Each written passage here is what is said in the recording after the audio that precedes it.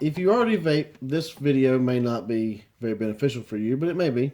We're going to go over the basics of vaping. Just an introduction to people who are thinking about quitting smoking and transitioning to vaping. So, vaping 101, so to speak. The first thing is, what should you expect when you make the switch? Well, everyone's different, obviously, but when cigarettes are burned, there's over 7,000 chemicals that are released in your body. At least 69 of them are known to cause cancer. Many of these are also addictive, not just the nicotine like we're told. So it's possible that you may actually experience withdrawal from the other chemicals along with the nicotine. The biggest question for most people, though, when they walk in the door is choosing the correct device. And that's down to two things. What kind of smoker are you, and what's your budget? Most people start with what I refer to as a stage one kit. The stage one kit is your Kanger EVODs, your pens, the ones the little skinny ones that you see at the gas stations and whatnot. We sell those at the Loft for $15. Almost everybody gravitates to what I call a stage two device. The stage two device is like your iJust 2s.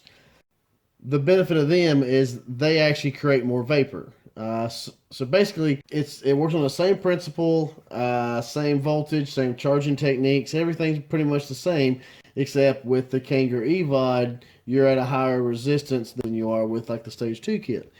And that's sounds a little complicated, but basically the stage one kit produces a little bit of vapor, and the stage two kit produces far more vapor.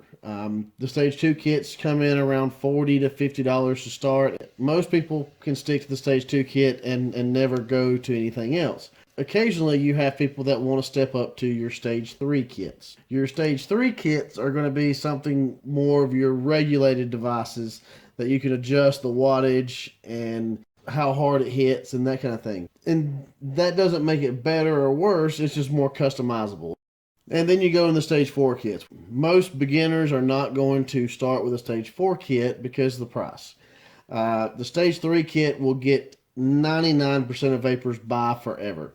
The stage 4 gets into your hobby level stuff, and we're not even going to go into that because most of your beginners are not going to go that route anyways.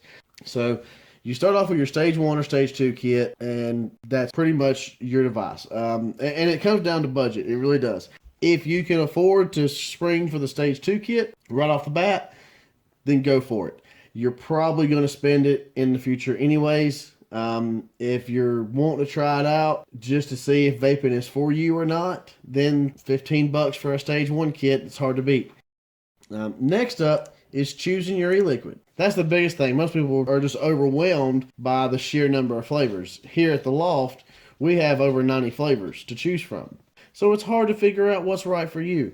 With the beginners, from my experience, and this is just my opinion, the people that seem to come in and want to get a tobacco flavor or a menthol flavor that tastes like a cigarette seem to be a little bit less successful with quitting than your people that go with a fruity flavor or a dessert flavor. So when you start off, I usually try to get people to try something less obvious to them as something that they would like. When you have a few minutes, you come in, we'll set up a station for you, and you can sit there and just try flavors and figure out what you like. And, that's the important part. You got to find something that you like so that you can be successful with this thing. And once you find your flavor and figure out if you're a dessert person or a fruity person or what kind of profile you like, then you can gravitate toward, trying to mix things up.